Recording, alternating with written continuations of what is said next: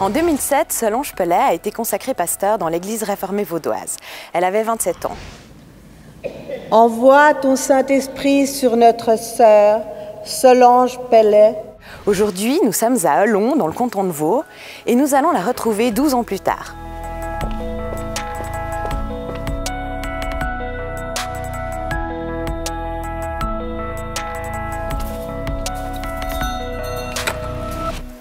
Bonjour, Laurence Villot.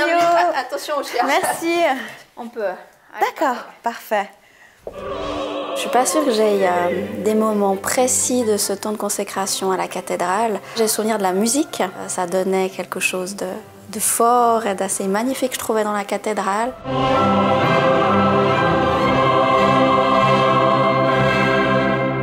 Je me souviens que mon mari m'a dit avoir été, je crois, bien plus ému que moi de ce moment-là.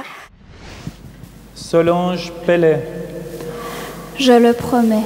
Puis, d'un moment assez rigolo, j'avais dû faire la confession de foi avec mon collègue Alexandre Maillard, qui est 2 fois plus grand que moi. Donc, je me souviens de ce décalage de taille en me disant que les gens devaient se dire qu'on devait ressembler à Laurel et Hardy. Nous sommes appelés à constituer l'Église.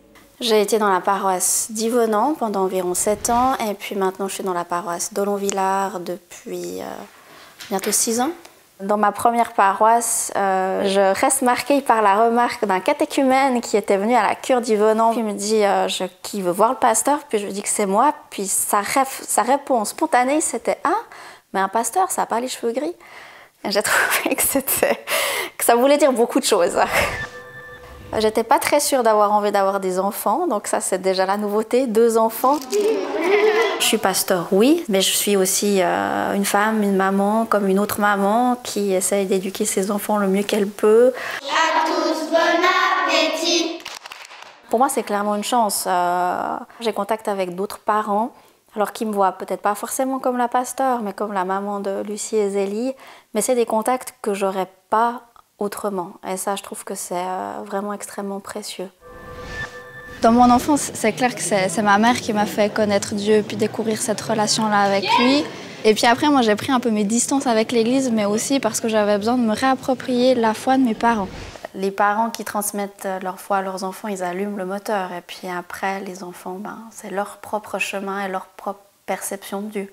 Je me souviens d'avoir une fois réellement senti sa présence. Enfin, c'est quelque chose d'assez particulier à expliquer. C'est comme si tout d'un coup, vous sentez que tout est juste, au bon endroit, et c'est comme une incroyable légèreté, une chaleur en même temps. Je n'arrive pas à mettre les mots, mais ça, c'est le souvenir que j'en garde. J'avais le projet de faire HEI à Genève. Et lors de la journée porte ouverte à l'Uni, on peut aller écouter des cours pour voir un petit peu, nous aider à faire le choix de nos études. C'est un peu bête d'aller que pour un seul cours, vu que j'y suis, autant en suivre un deuxième. Et en regardant la liste des cours, je suis tombée sur les cours de la fac de Théol. Puis j'ai dit, pourquoi pas, mais en me disant que j'allais pour me marier un coup. Et je me suis surprise à trouver ça hyper intéressant. Et après, j'ai été suivre le cours de droit international et je me suis tellement ennuyée que je suis partie avant la fin du cours. Ça ne m'a pas simplement fait travailler, j'y ai réfléchi, puis au final, un peu à la dernière minute, je me suis inscrite en théol. Juste comme ça. Moi, j'aimerais voir déjà une église qui ose témoigner, parce que je trouve que parfois l'église protestante est aussi un peu sur la retenue, et puis sur ses acquis d'église liée à l'État. Une église qui ose sortir de ses murs, parce qu'on ne peut pas mesurer la vitalité d'une église au nombre de personnes présentes dans les cultes.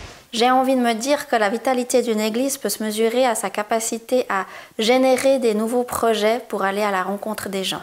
Par contre, effectivement, la question c'est, le culte reste quelque chose d'important pour la vie chrétienne, parce que c'est aussi là où la communauté vit quelque chose ensemble.